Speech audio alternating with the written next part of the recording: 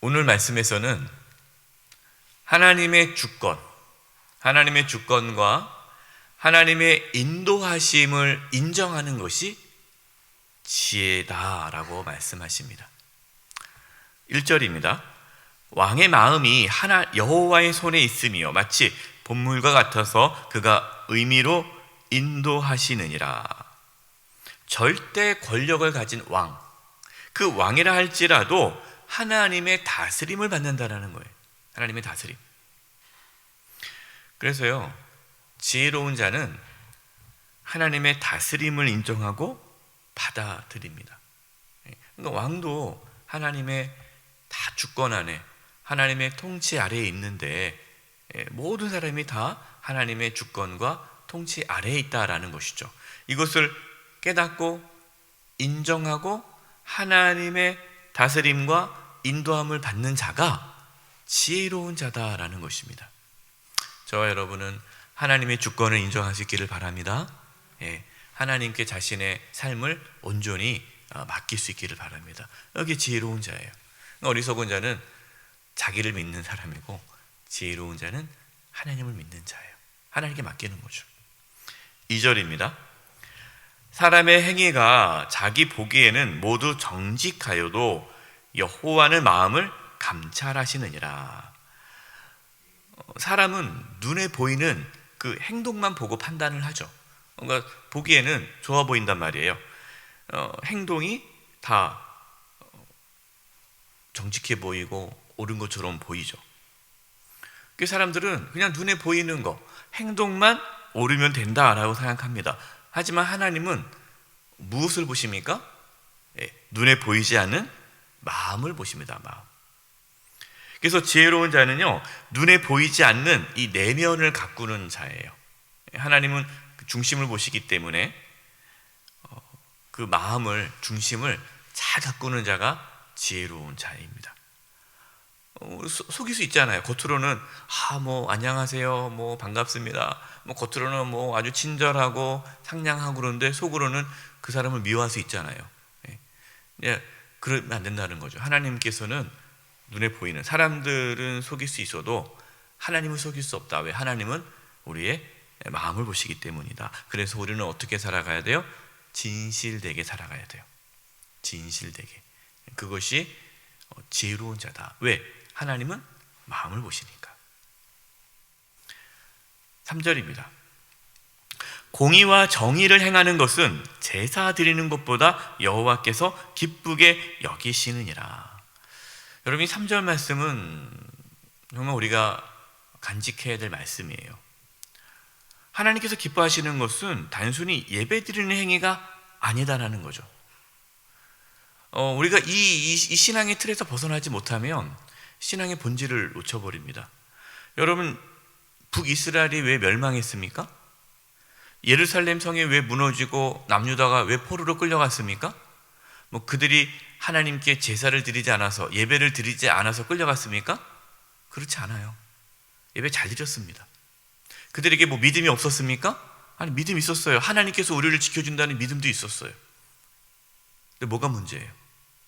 그들의 삶에 정의와 공의가 사라졌습니다. 가난한 자를 억압하고 속이고, 하나님의 정의와 공의가 사라진 거예요. 그러니까 하나님의 정의와 공의는 잊어버리고 그냥 하나님께 예배만 잘 드리면 하나님께서 날 지켜주시겠지라고 그렇게 생각했는데 하나님은 아니다라는 거예요. 한국교회가 그러한 모습을 갖는다는 거죠. 하나님께 예배만 잘 드리면 된다. 여러분, 성경에 그런 게 없어요. 예배만 잘 드리는 게 아닙니다. 하나님께서 원하시는 게 뭡니까? 삶이에요. 그러니까 성도들에게 자꾸만 잘못 가르치는 거예요. 그 성도가 직장에서, 가정에서 하나님의 정의와 공의를 이루지 않은데도 괜찮아요. 뭐만 하면 돼요? 주일 성서만 하면 되고, 교회 봉사만 하면 되고, 교회만 열심히 나오면 되고, 그럼 다 용서가 되는 거예요. 여러분, 이것은 잘못된 신앙이에요. 하나님께서 기뻐하는 게 뭡니까? 하나님의 정의와 공의를 이루며 살아가는 삶입니다. 지혜로운 자는요, 단순히 종교 행위만 하지 않아요. 지혜로운 자는 하나님의 정의와 공의를 이루며 살아가는 삶을 사는 자가 지혜로운 자예요. 그 사람이 드리는 예배를 하나님께서 기뻐하시고 그 사람이 드리는 그 기도를 기뻐하시지, 그것을 싹 빼고 정의와 공의를 빼고 하나님 예배 받아주세요, 내 기도 받아주세요, 하나님께서 너무 마음이 아파하세요. 오죽했으면 성전 문을 닫을 자가 있었으면 좋겠다라고 말씀하십니까? 저와 여러분의 예배가 하나님을 마음 아프게 하는 예배가 아니라 하나님께서 기뻐하는 예배가 되기를 바랍니다. 우리의 삶에 하나님의 정의와 공의를 다시금 회복하고 하나님께서 기뻐하는 삶, 그 삶을 살아갈 수 있는 은혜가 있기를 간절히 바랍니다. 4절입니다. 표준 세번역으로 읽어드리겠습니다. 4절. 거만한 눈과 오만한 마음, 이러한 죄는 악인을 구별하는 표지이다. 하나님께서 정말 싫어하고 죄라고 분명하게 말씀하신 것이 뭡니까? 교만이에요. 교만. 거만한 눈과 오만한 마음이 뭐냐면요, 다른 사람을 무시하고 우습게 보는 마음이에요. 그런 분들 있지 않습니까? 누구를 만나도 이렇게 우습게 보는 사람이 있어요. 자기가 우월하다고, 자기가 뭐 세상적으로 우월하게도 하면서도 또 어떤 분들은 자기가 영적으로 우월하다고, 그래서 다른 사람들을 이렇게 아래로 보는 거예요. 우리가 지난 주일 말씀에 서로 복종하라라는 말씀을 나누지 않았습니까? 하나님께서 원하시는 삶은 겸손한 삶입니다. 여러분, 교만은 그럴 수도 있는 것이 아니라 교만은 하나님께서 가장 싫어하는 죄입니다. 죄.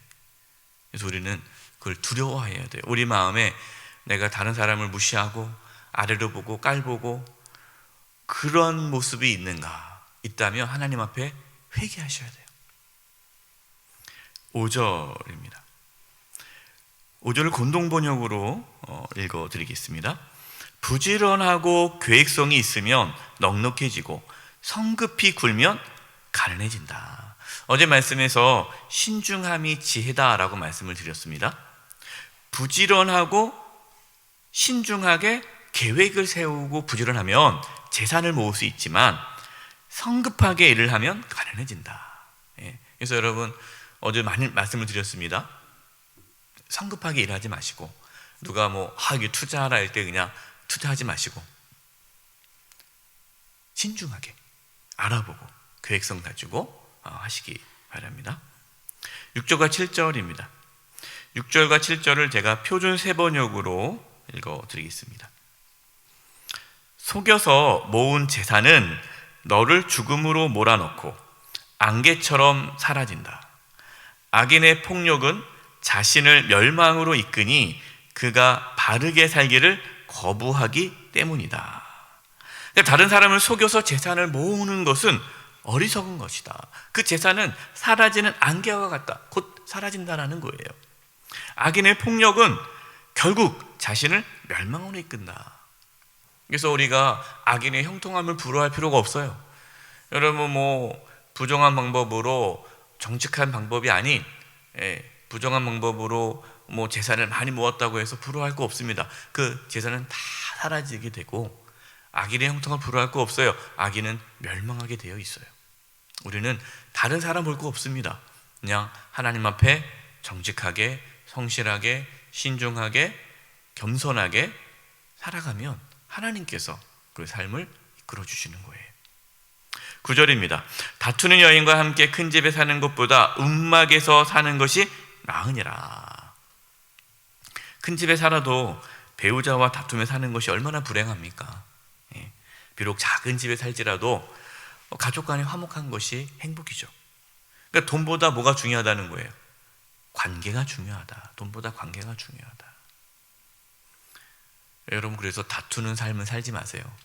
다투지 마세요. 왜 싸웁니까? 사랑하기도 시간이 없는데.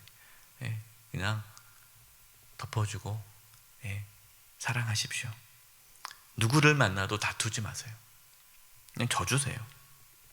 다투는 자는 어떤 자라고 말씀했습니까? 지난 주일에 교만한 자가 다툰다고 그랬죠? 여기서 이 빌립보 교회 성도들이 서로 다툰 게 교만해서 그래서 사도 바울이 예수님의 마음을 품으라, 다른 사람을 나보다 더 낫게 훌륭하게 여기라 라고 했잖아요. 다툰다는 것은 교만한 거고 그게 어리석은 거예요. 10절입니다. 10절을 표준 세번역으로 읽어드리겠습니다. 악인은 마음에 악한 것만을 바라니 가까운 이웃에게도 은혜를 베풀지 못한다. 이 어리석은 자, 이 성경에 이제 이 잠언에는 악인하고 어리석은 자가 같이 가는 거고요, 의인하고 지혜로운 자가 같이 가는 겁니다. 이 악인, 어리석은 자는 마음에 악한 것만을 바라요. 그래서 주변에 있는 사람에게 은혜를 베풀지 않습니다. 여러분, 어리석은 자는요, 이기적인 사람이에요. 이기적인 사람. 베풀지를 않아요. 지혜로운 자는요, 주변 사람들에게 잘 베풉니다. 주변 사람들에게 잘해주는 사람 있잖아요. 이렇게 밥도 잘 사고 또 뭐 해도 막 또 주고 늘 이렇게 베푸는 사람. 여러분, 그분이 지혜로운 자예요. 한 번도 뭐 베풀지를 않아요. 막 이렇게 이기적이고 챙기기만 하고 자기만 하는 사람 있지 않습니까? 이게 어리석은 자다. 11절. 거만한 자가 벌을 받으면 어리석은 자도 지혜를 얻겠고, 지혜로운 자가 교훈을 받으면 지식이 더하리라. 지혜로운 자는요, 교훈을 잘 받습니다. 그래서 지식을 얻게 돼요. 여기서 이제 교훈이라는 것은 책망을 뜻합니다. 책망. 그래서 지혜로운 자는 누가 뭐라고 하면 내가 잘못했구나 깨닫고 받아들여요. 이게 지혜로운 자예요. 어리석은 자는 기분 나빠하고 안 받아들입니다. 하나님 말씀을 들을 때 똑같아요. 하나님 말씀을 들을 때 마음에 찔림이 있어서 회개하고 맞아 내가 그렇지 하고 돌이키시면 지혜로운 자고, 말씀 듣고 기분 나빠하신 분들은 어리석은 자예요. 그래서 어리석은 자는 어떻게 되느냐, 결국 벌을 받음으로 다른 사람들에게 교훈을 갖게 해요. 저렇게 사는가 벌을 받았구나, 난 그러지 말아야지. 이렇게 거만한 자는 그렇게 다른 사람에게 그런 식으로 교훈을 줄 수밖에 없다라는 것이죠. 12절입니다. 의로운 자는 악인의 집을 감찰하시고 악인을 환난에 던지시느니라. 여기서 의로우신 자는 하나님을 뜻합니다. 하나님께서는 어리석은 자, 악인의 집, 어리석은 자의 집을 주목하여서 환난을 겪게 하신다. 13절입니다. 귀를 막고 가난한 자가 부르짖는 소리를 듣지 아니하면 자기가 부르짖을 때에도 들을 자가 없으리라. 평소에 가난한 자의 부르짖음을 듣지 않는 자는 자신이 부르짖을 때 들을 자가 없다. 여러분, 우리가 주변에 고통당하는 자, 어려운 자, 힘든 자를 돌아보고 그들의 아픔을 같이 공감해주고 도와줄 때에 하나님께서 또 우리의 부르짖음을 들으신다는 거예요. 근데 우리가 뭐 다른 사람을 쳐다보지도 않고 그냥 뭐 자기만을 위해서 살아가는데 또 필요할 때 또 하나님을만 찾잖아요. 하나님께서 안 들으신다라는 거예요. 지혜로운 자는요, 가난한 자, 고통 가운데 있는 자를 긍휼히 여기는 자는 하나님의 긍휼함을 받는 거예요. 오늘 말씀에서 하나님은 우리의 마음을 보신다라고 했습니다. 우리의 마음. 그래서 지혜로운 자는 눈에 보이는 거, 겉모습만 이렇게 치중하지 않고 마음을 가꿉니다. 저와 여러분의 마음이 하나님께서 기뻐하시는 마음 될 수 있도록 우리의 마음을 잘 가꾸는 지혜로운 자가 될 수 있기를 간절히 축원드립니다. 기도하겠습니다. 하나님 아버지, 우리의 마음이 하나님 보시기에 기쁜 마음이 될 수 있도록 우리의 마음을 하나님께서 고쳐주시고 회복시켜 주시옵소서. 긍휼히 여기는 마음을 주시고 사랑하는 마음을 주시고 겸손한 마음을 주시옵소서. 그래서 하나님께서 기뻐하시는 삶을 살아가는 지혜로운 자들이 되게 하여 주시옵소서. 예수님의 이름으로 기도드립니다. 아멘.